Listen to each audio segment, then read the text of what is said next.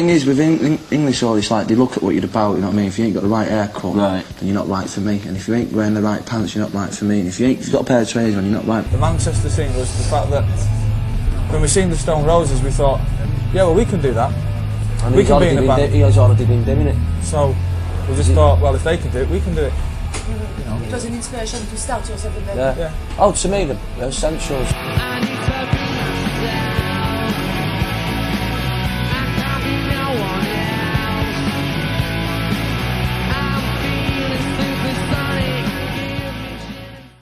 Oasis were one of the most popular and influential bands of the past 20 years, taking the world by storm during the mid-90s and gaining both critical and commercial success in a 15-year period. Massive tours, albums and singles saw them cement themselves in the Rock and Roll Hall of Fame. Hailing from the dangerous streets of Manchester with an abusive family, Liam and Noel Gallagher didn't seem to be set out for success. Noel became a roadie for the Inspiral Carpets during their world tour before coming home to Manchester. When he returned, younger brother Liam had joined a band despite showing no interest in music beforehand. Liam became the singer for an early band with the other founding members, Paul Bonehead Arthurs, Tony McCarroll and Paul Quigsy McGuigan. Before this, Bonehead's band was known as The Rain, and they didn't really achieve much. Noel transformed them into something different musically, simplifying the drum beats, bass lines and guitar riffs. After getting signed on to Creation Records by Alan McGee, Oasis had finally made it from the seeming hopelessness of Manchester. Their first album came out on August 29th, 1994, and it was called Definitely Maybe.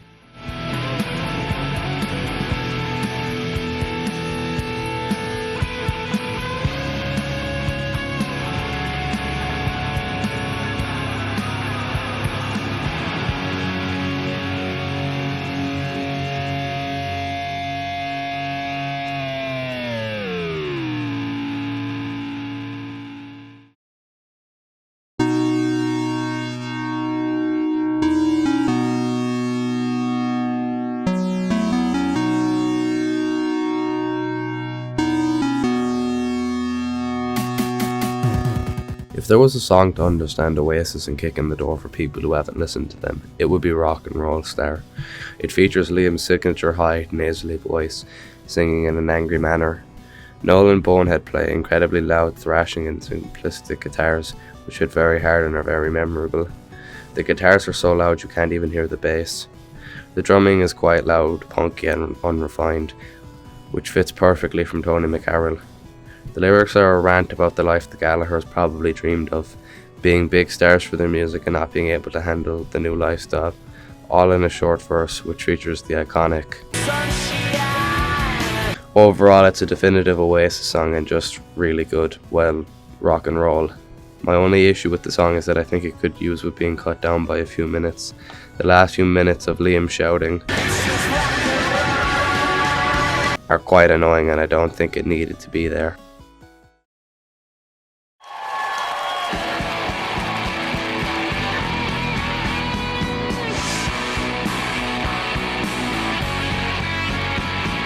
Shaker Maker feels like a spiritual sequel to Rock and Roll Star. It features Liam singing an incredibly high tone of voice, loud distorted guitars that cover the bass, and more lyrics of the same vein. But instead of being a rant about the life of a rock star, Shaker Maker is more nonsensical and dreamy. The song is sung with a lot of melody. A similar complaint I have with Rock and Roll Star, I feel like it could have ended sooner than later and sometimes the verse seemed to be spaced out just incorrectly. Although it doesn't have an overly long outro like Rock and Roll Star.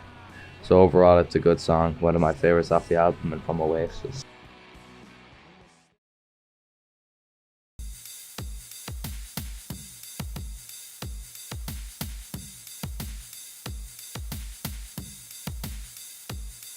Live Forever is one of the most iconic songs of the Britpop movement and one of the band's most memorable to date. I have never heard anyone who dislikes this song. Liam has said it's his favourite Oasis song and Noel has taken pride in it. The song shows an incredibly bright and optimistic view of the world and particularly the surroundings the Gallaghers were born into. Although it comes off as happy with its melody and instrumental, the lyrics more or less seem to find happiness in the backdrop of hopelessness and depression. It's a song for when you need to stand up. This clashed with the popular grunge music of the time. Noel wrote the song as a response to hearing that Nirvana had a song called I Hate Myself and Want to Die, so he wrote the exact opposite. Musically, it's a standard Oasis song with simple, effective chords. However, the bass does shine through at moments, although the solo can be tricky. However, the drums here stand out, they kick off the track, are incredibly memorable and elevate the song. It's a great song, one of the best in the album, and one of the best Oasis ever made.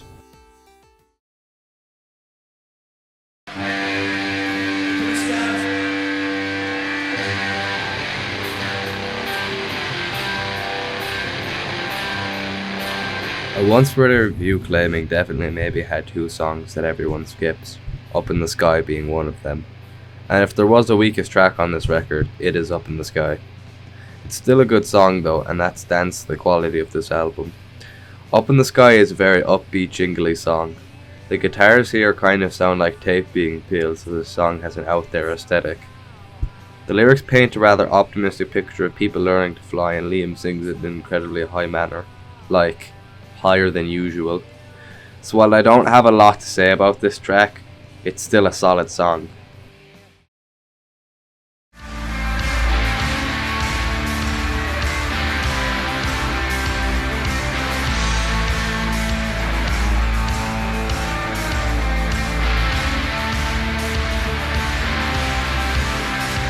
The one word that summarizes the song is confusion. It features in the verse, aesthetic, and almost every aspect of the song. The distorted guitars create this kind of fog, with Liam's layered vocals creating the same effect. This is the furthest Oasis ever experimented musically, more or less having a shoegaze influence on this song. Something else to take note of is that this is the first Oasis song Liam wrote, at least according to Tony McCarroll. Tony claims Liam came up with it during a rehearsal before Noel joined the band. However, you have to take that with a grain of salt, of course. A very good song overall.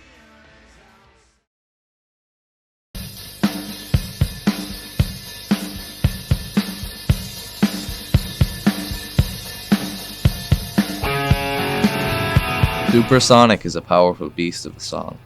The hardest I think Liam and Noel rocked on a song ever. All of the band clicked really well to create the sound. It starts with Tony McCarroll's signature punky drumming before Noel uses a guitar technique known as the pick scratch. A general note to make is that from the intro to the verse to the solos, this song is guitar glory. Both Noel and Bonehead's guitar parts are so simple but effective. It makes you feel powerful just listening to it. For many, Oasis were the band that made them want to play guitar. If it was a song like Wonderwall, Morning Glory, Talk Tonight, or Live Forever, Oasis opened the gateway for many to begin guitar. For me, the Oasis song that did it was this one. From the minute I heard it, I wanted to play it on guitar. The lyrics venture into some of Noel's best songwriting. All of these lyrics are incredibly memorable and stick with the listener.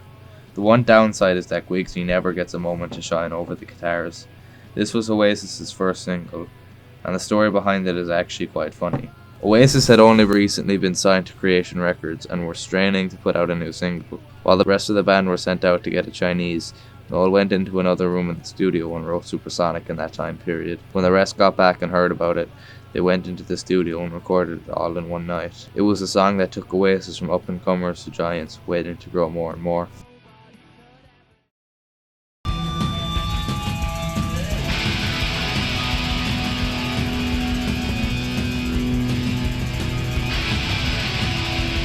Bring It On Down was going to be Oasis's first single, and it's easy to see why. It is some of the hardest Oasis thrashes on any of their records. It features some very thrashy lyrics. The guitar matches the tone Liam sets with heavy distortion and an incredible amount of power behind each and every strum. Overall, a pretty underrated song.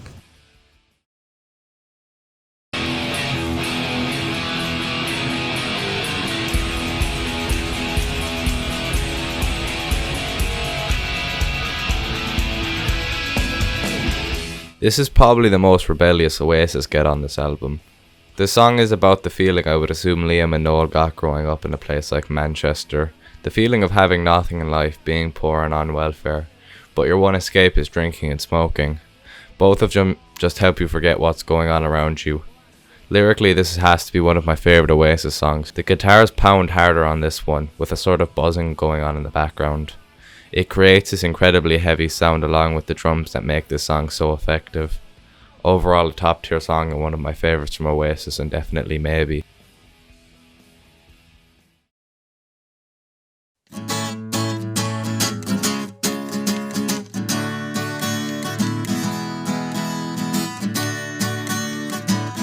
If the last track was the most rebellious, this is the most corny. Not a bad thing though. Daisy's Dinner is a song about impressing a girl and taking her out to get lasagna and her friends getting jealous because of it. Alan McGee claimed that the song is actually a piss take of the Britpop movement of the time, like Suede and Blur. However, I choose not to believe that. The song itself is so stupid when you break it down, but something about it is just so charming. This is the only song Liam refuses to perform live, and it's not hard to see why.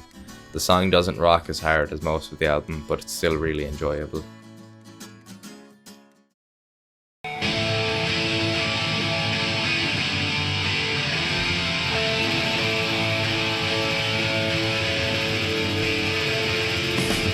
Slide Away is the conventional Oasis song musically, with distorted guitars, unhearable bass and unrefined pounding drumming. Liam's voice is ever the same, but the lyrics are what set the song apart. This is the album's love song, as you can see in the lyrics. Overall, it's a good song that stands out. It's a lot more coherent than most Oasis songs lyrically. The outro features Liam singing, which is really catchy and elevates the mood of things a lot.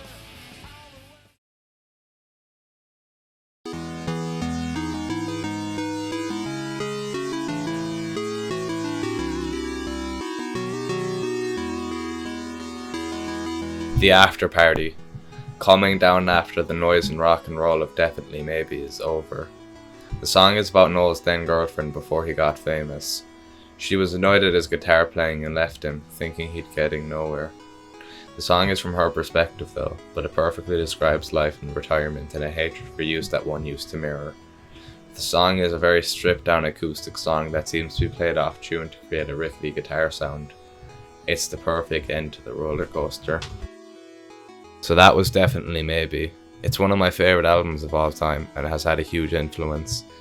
The album toppled the Beatles' Please Please Me as the fastest selling debut record in British history. I give this album a 10 out of 10, although if you listen to it on full volume you might go deaf.